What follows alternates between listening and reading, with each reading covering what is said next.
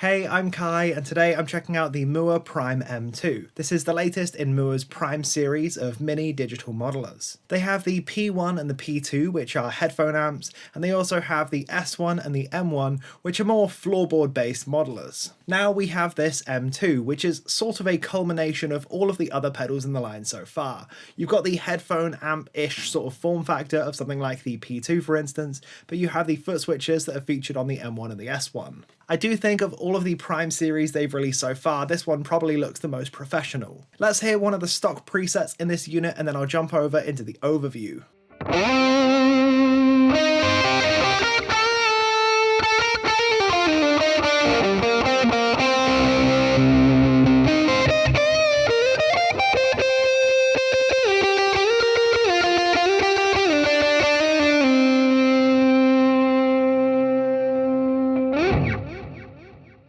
Now, a quick piece of housekeeping before I go any further. If you enjoy what I do on this channel, I would really appreciate it if you would drop me a subscribe. It goes a long way towards helping me out. So the Mooer M2 features a mono input stereo output operation. While the bulk of the preset editing and things like that are going to be done with the mobile app, you can do a lot of the navigation stuff on the actual unit itself, such as changing presets, accessing the tuner, the looper, the drum machine, all that sort of stuff. On the top of the unit, you have a USB-C port, which is for charging, as well as USB on-the-go recording.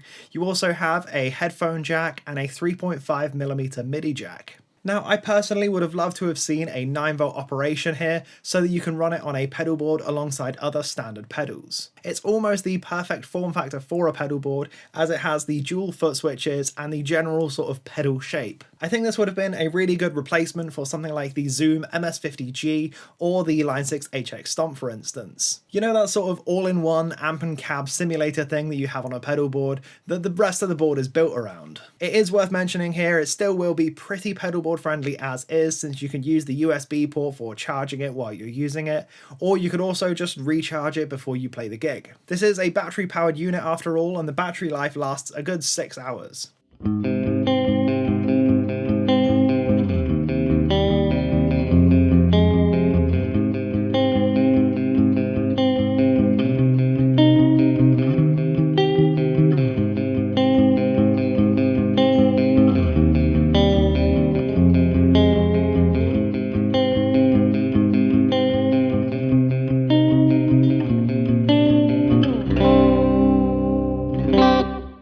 Now, with a couple of stock presets out of the way, I think it's worth building my own preset with this unit. One thing that I need to mention quickly before we get into building a preset is that this unit is set to mono by default. I'm guessing that's so that you can run it straight into a guitar amp or power amp or something like that.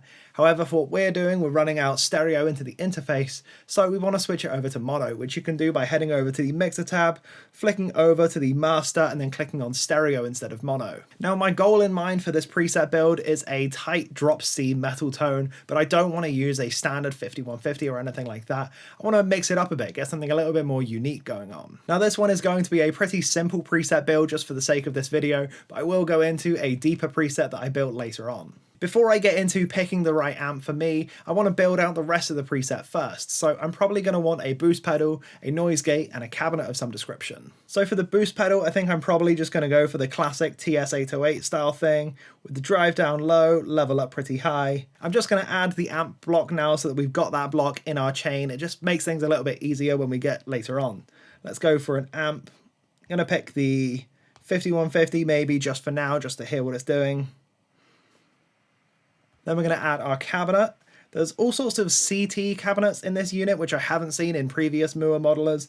I believe these are probably going to be chop tones, and I found myself really enjoying the Hess 4x12. Now, we do have a bit of hiss going on already, so it's worth adding a noise gate into this mix. There we go, it's nice and quiet now. Let's just hear what this is doing before we start messing around with the amp. This is nothing really tweaked all that much.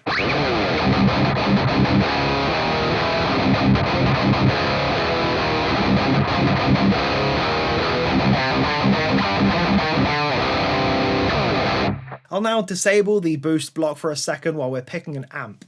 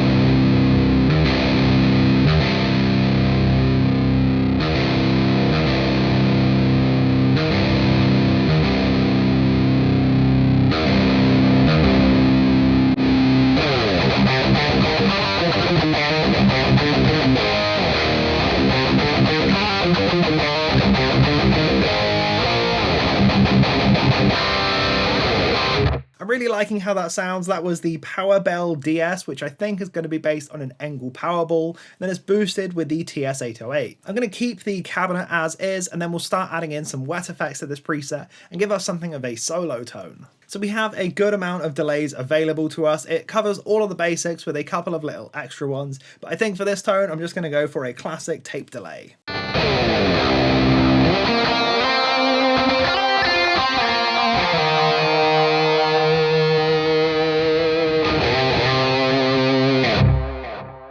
One thing I really enjoy about this is you can change the time over from milliseconds to subdivisions. So if you click the little icon, it changes over to half note triplets. What I want for this is going to be eighth notes, and then we'll tap in the tempo ourselves.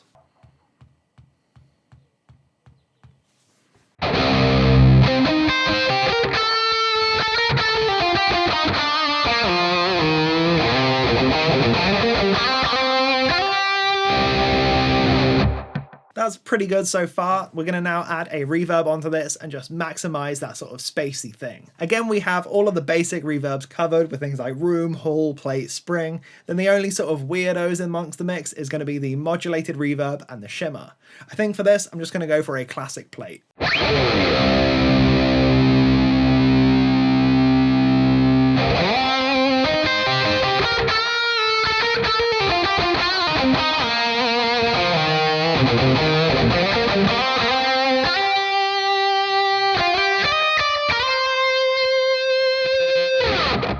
Now that I've built my preset, albeit a very quick, easy preset, I'm going to save it over one of the original preset slots in the Mooer. Now, unfortunately, you don't have any user slots, so you do have to overwrite factory presets to make this happen. I'm just going to overwrite the Eagle Metal preset. So we'll hit save, and you can choose the destination, but I'm not going to do that since I'm already on the correct preset.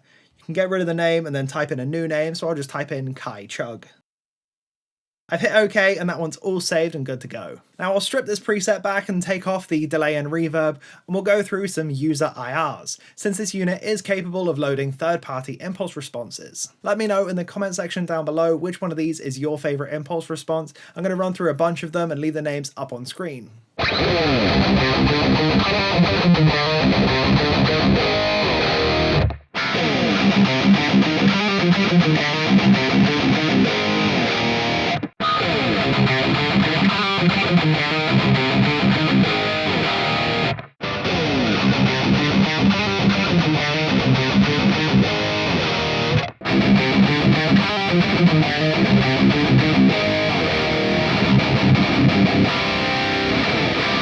Now, Mooer also features their proprietary amp capturing tech in this M2 device. You are able to load their MNRS captures, which you can download from the app itself. They have the option of preamp samples, which are just going to be the head. They have amp and cabinet or entire samples, and they have just cabinets. You don't get many details about the rig on these. Normally it's just the amp name itself and whether it's clean, overdrived, or distorted. You don't get any amp settings or even the cabinet used on the entire samples, for instance. So we're sort of flying solo here. We're going to figure out what we like and go from there. One thing I will say is be very careful about volume levels on these, as they can vary pretty rapidly. The first sample I have loaded up here is a preamp sample of a diesel VH4.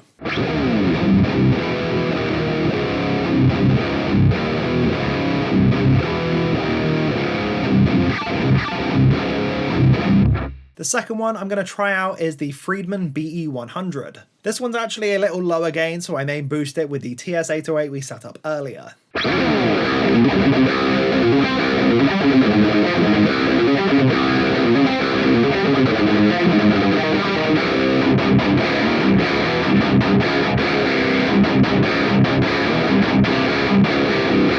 The last one I have set up here is the Engel Fireball, which is pretty apt considering what we built the preset around anyway.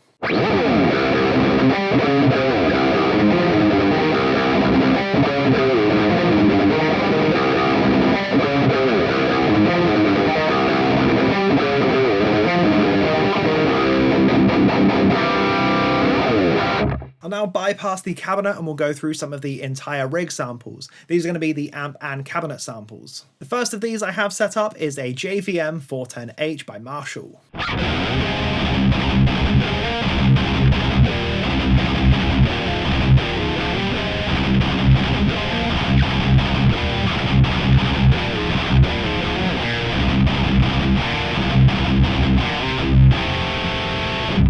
One thing you want to be careful of is messing around with the parameters too much, as these are based on captures and the parameters aren't accurate to the real rig. However, they're added things like EQ in post.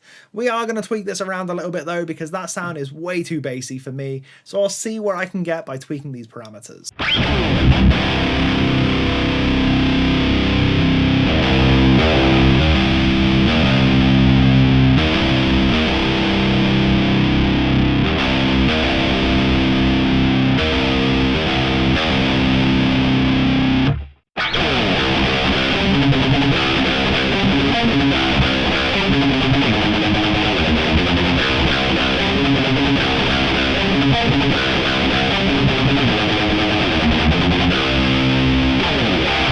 Definitely better like that actually, I think I'm preferring that a lot. Let's try out one more of these entire capture samples before I move on to the preset I created previously. This is probably one of my favourite amp models that I found in this unit so far. This is an entire sample of a Driftwood Purple Nightmare.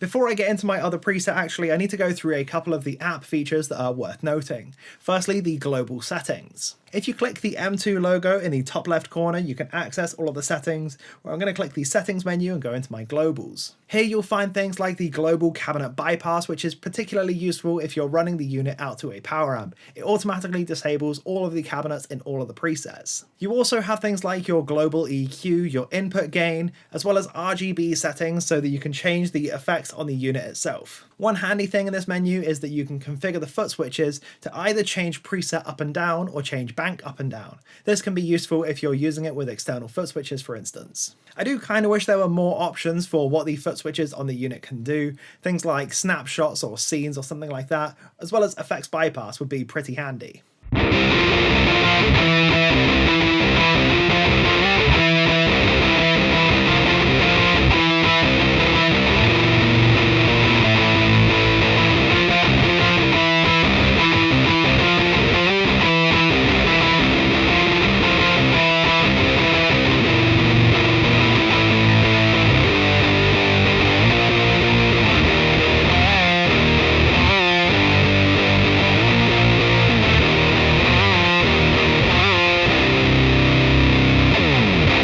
In the app, you'll also find cloud presets if you click on the cloud button. You can go into user and then it will show up a bunch of cloud presets. One thing I really like about this is that you're able to audition the presets prior to downloading them, so you don't have to worry about these slots on the device. I've just clicked on this Frozen Angel preset so that I can hear what that's like and choose whether or not I want to download it.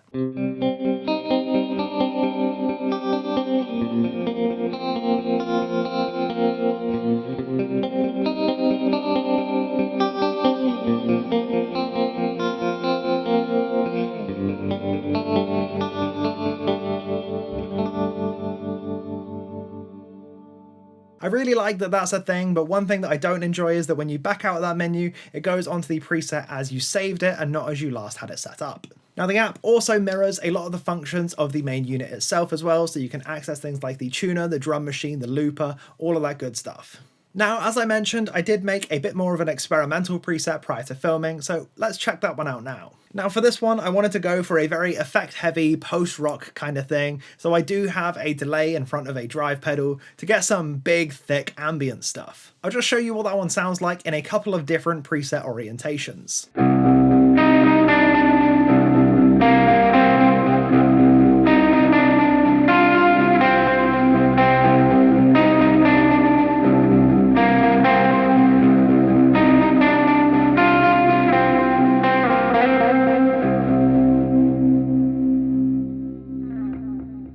Here's how it sounds with a flanger into an echo into the big muff. Then in the amp we've got the high watt, then we're running a tremolo, the CT River 4x12 cabinet, ping pong delay and a room reverb.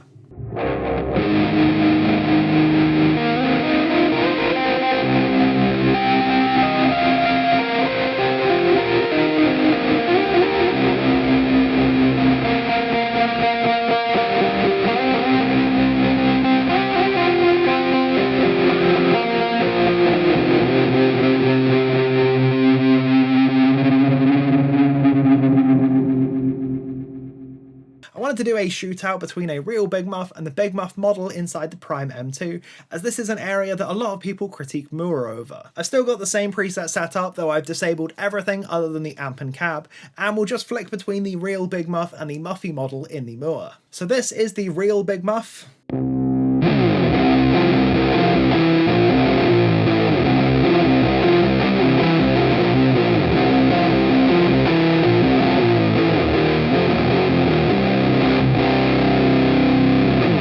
And this is the Big Muff in the Mooer.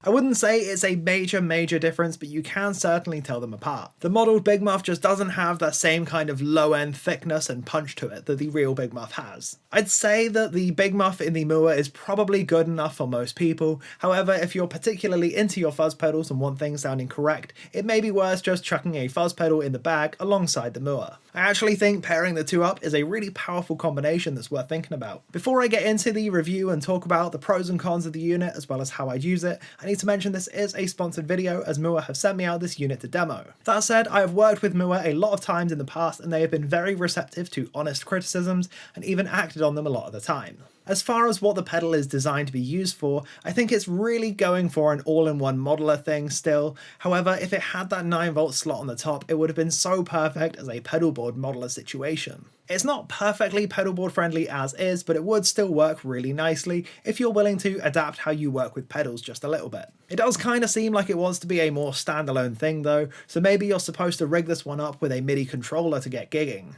I also believe the MIDI controller may be too much for a lot of people's rigs. I think a lot of people could just get away with this pedal as is, switching between two different presets per song. Given that this pedal seems to be launching at around about £110 here, it's not really trying to compete with something like the Line 6 Pod Go for instance. It sits more in line with things like the Valentin GP100 and the Harley Benton DNA effects. Now, I've not tried either of them, but I do think I would prefer the workflow of working with the Mooer, as the app is super smooth, super easy to use, and really intuitive. While it's lacking a lot of the physical features on the unit itself, such as on-device editing, expression pedals, more foot switches, things like that, I really like the experience of working with the Mooer, as it's a super convenient portable rig.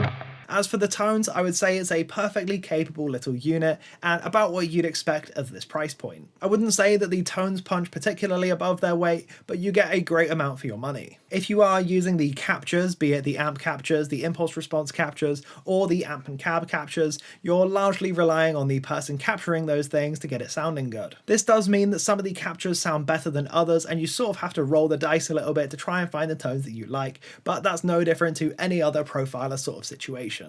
If you put the time in though, it will absolutely pay off for you. There are so many captures on there that you are bound to find something that you like in amongst it. I think the effects have always been something of a weak point for Mooer, and it's something that a lot of people bring up every time I do these reviews. However, they're perfectly fine, they're perfectly capable, as said with everything here really. It's not up to the quality of something like the Line 6 HX1 for instance, but it will service you nicely and it will hit pretty much every tone you want to hit. Actually, speaking on that, if you wanted me to shoot out the Mooer with the Line 6 HX1 to compare how the effects work against each other, let me know in the comment section down below and I'll see if that's something I can get round to.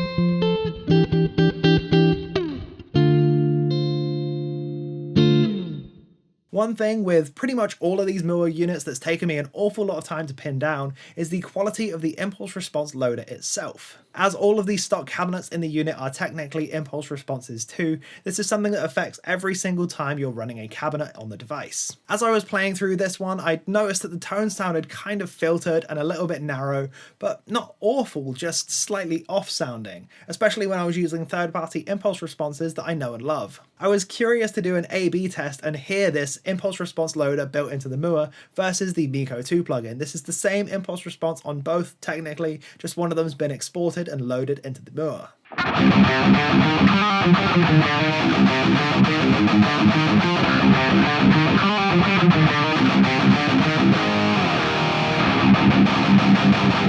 Now, you probably heard that when I was switching over to the Miko 2 plugin, things opened up a lot more. We got more low end, more high end. It just generally sounded like there was a baked in low and high cut on the Mooer, and quite an aggressive one at that as well. Unfortunately, the only real way around this would be to run a stereo impulse response loader after the Mooer, or even run into a power amp and cabinet rig instead. Hopefully this is something they will be able to improve on in the future though. Also, one final little minor thing, I noticed that a lot of the stock presets have a drive pedal after the amplifier, and it doesn't seem like that's how the presets were supposed to be designed, so I'm guessing there was an issue when importing them onto the device. If we go over to 11B for instance, you'll really hear this one. This is the Texas Blues preset, and we have a tube driver running between the amp and cabinet, and it just sounds nothing like Texas Blues whatsoever.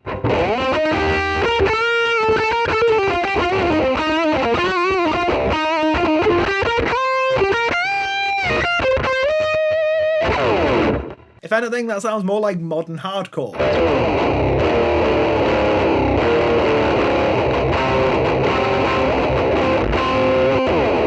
So what we can do here is move the drive block in front of the amp instead, and this will sound an awful lot better.